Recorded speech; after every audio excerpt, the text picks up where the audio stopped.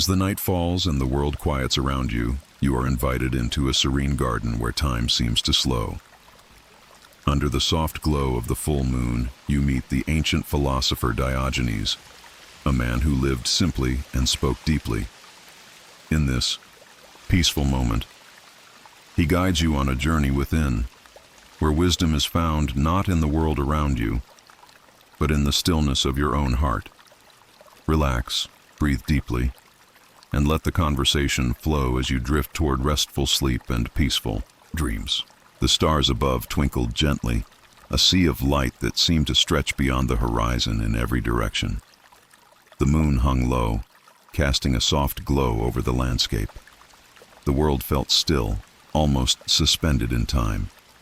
You found yourself walking along a path lined with ancient trees, their roots winding through the earth like the veins of the earth itself.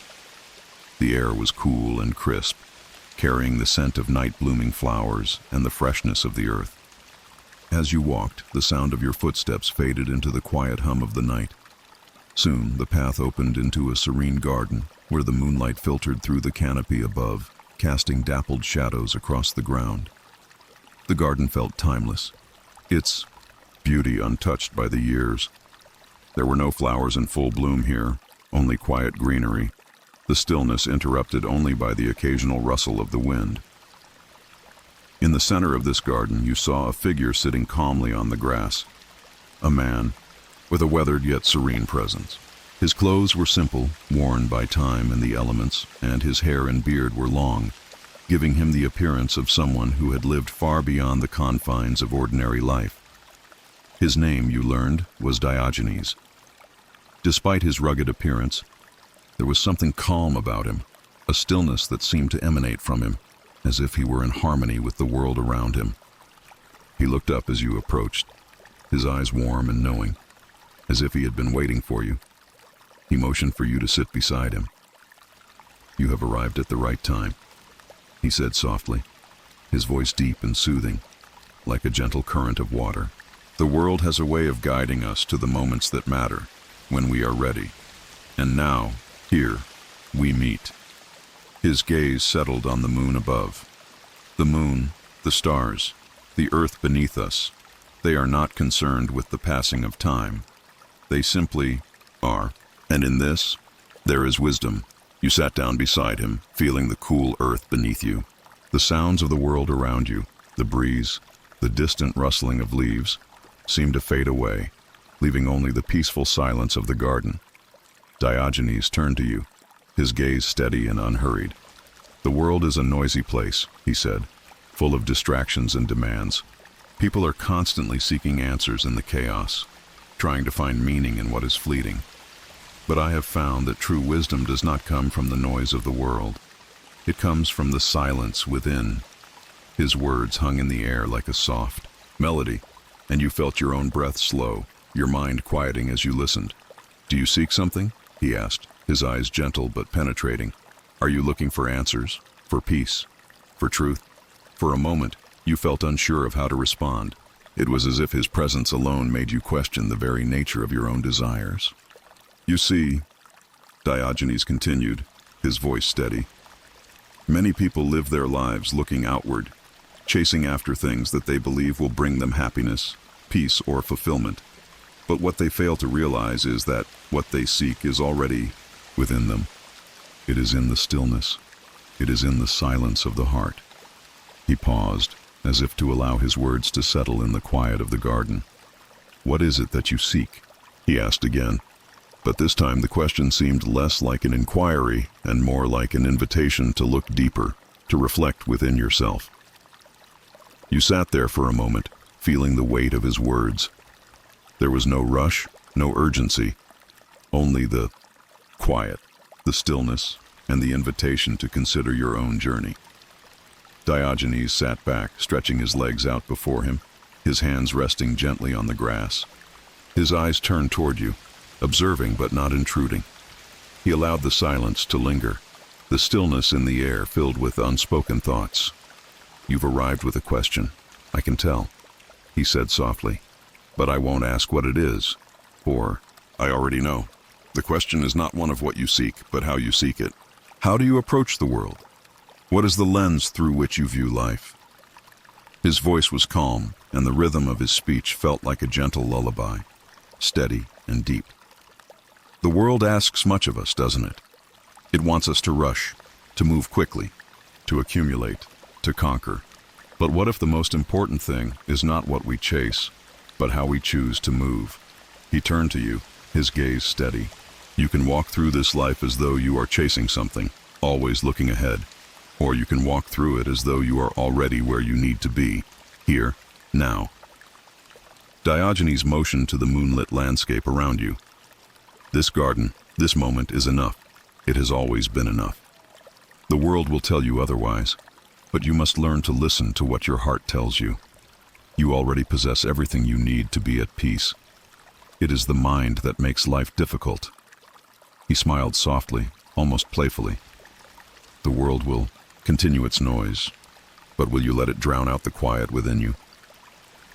There was no pressure to respond, only an invitation to consider the space between his words, to listen to the silence. It felt like a gentle challenge, one that invited you to step away from the noise and truly reflect on the way you moved through life. Diogenes leaned forward slightly, as if to share something deeply personal, something that had stayed with him through the years. There was once a man, he began, who carried a lantern during the day, searching for an honest man. He paused, letting the imagery take hold. People mocked him. They told him that his search was foolish. Why would one need a lantern in the daylight? After all, honesty is something we can find without such tools. Or is it? He smiled gently, almost knowingly. The man with the lantern understood something others did not. Truth, you see, is not something we find by searching the world. It is something we must discover within ourselves. The lantern is not a tool for finding others. It is a tool for finding ourselves. Diogenes' gaze softened as he turned toward you. Truth is not a thing we can possess or own, like a possession in our hands. It is not a destination, but a path we walk. A path that often requires us to shed our illusions, to strip away the things that cloud our understanding. You do not need a lantern to find honesty in others, Diogenes continued.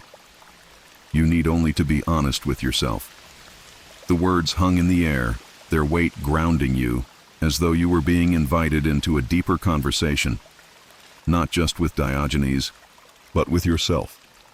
The evening continued to unfold around you, and the soft murmur of the breeze created a rhythm that mirrored the steady beat of your own heart.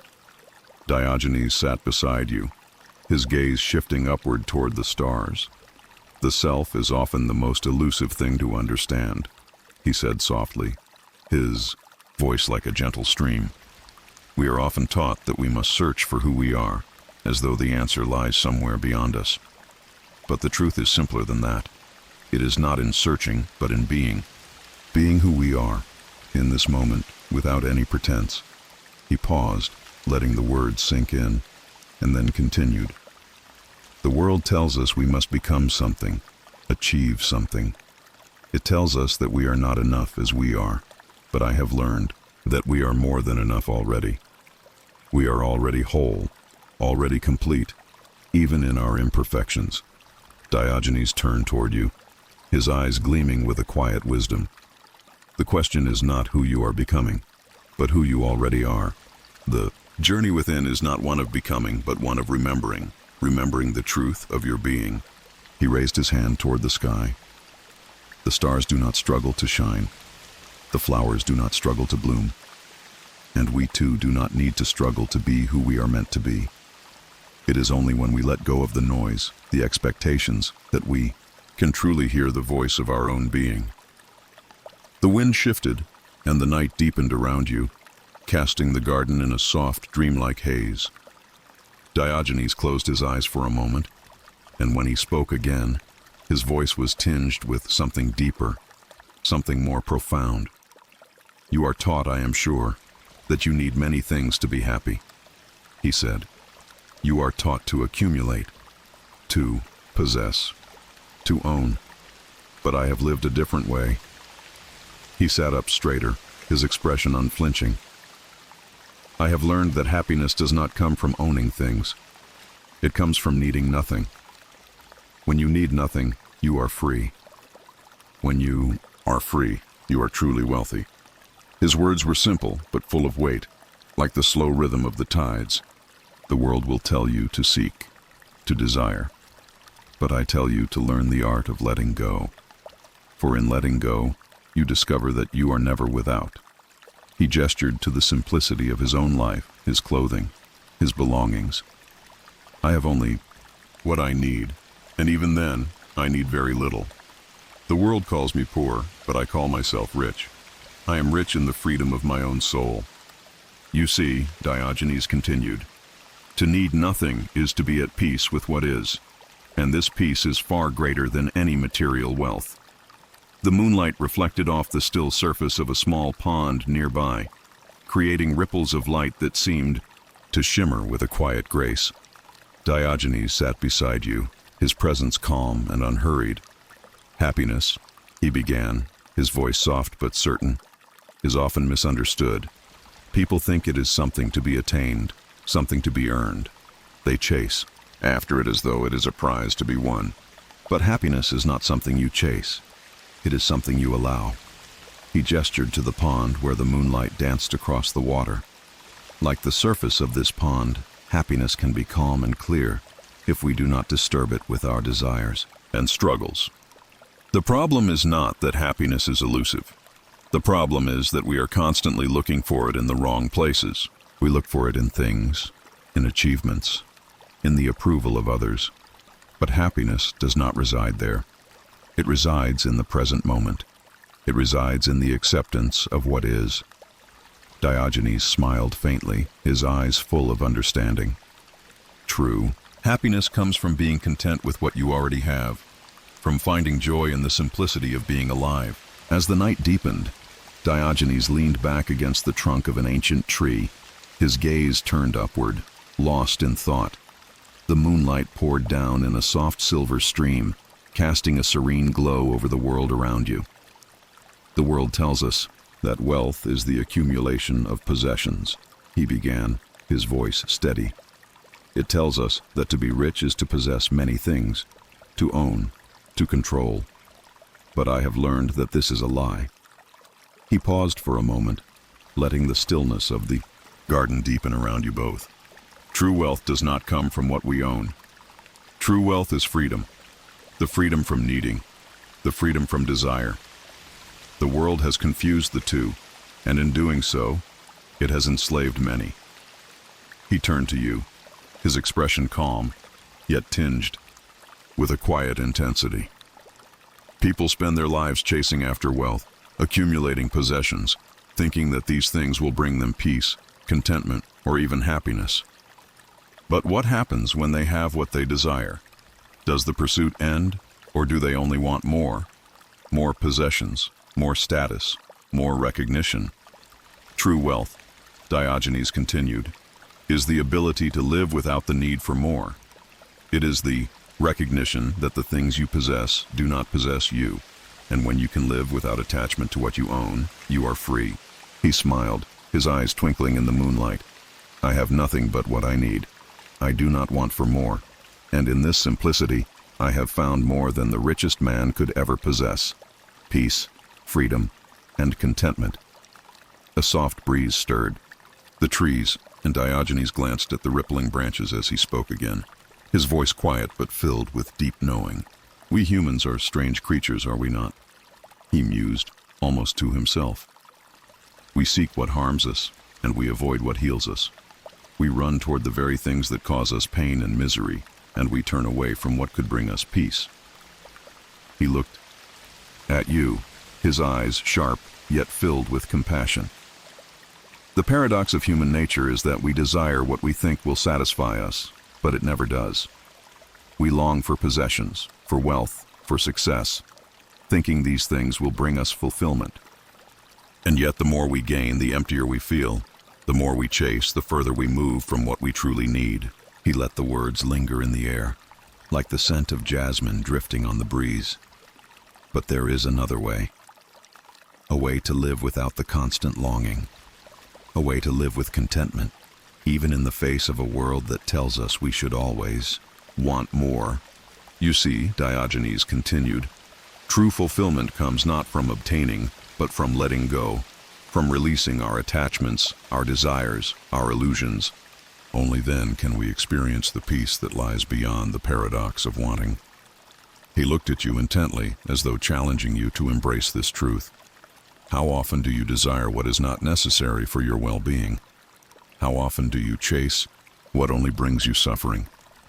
The soft rustling of the leaves filled the air as Diogenes stood up slowly, stretching his limbs. The world around you seemed to quiet, as if all of nature itself were listening. Freedom, he said, his voice carrying a weight that made the words seem both profound and simple, is not a matter of what you are allowed to do.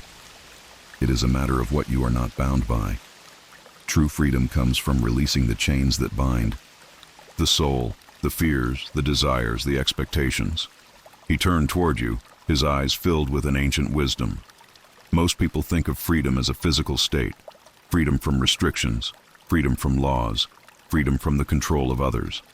But true freedom is not external. It is internal. Consider this garden. Diogenes gestured, his hand sweeping across the serene landscape.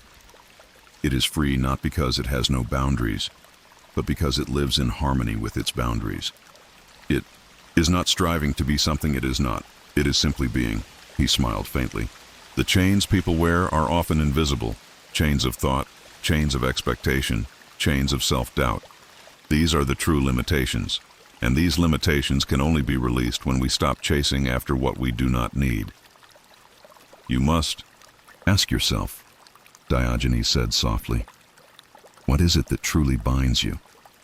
What is it that you are afraid to release? For in freedom you will find your truest self. The garden seemed to shift, the night deepening further as Diogenes' tone grew, more contemplative. Society, he said, is a construct. It is a set of rules and norms designed to keep people in line, to maintain order, to create a sense of unity. But what if this unity is false? What if it is nothing more than a cage? He leaned in slightly, as if sharing a secret. You see, society is built on the belief that we must conform to certain expectations, that we must act in certain ways to belong, to succeed, to be accepted.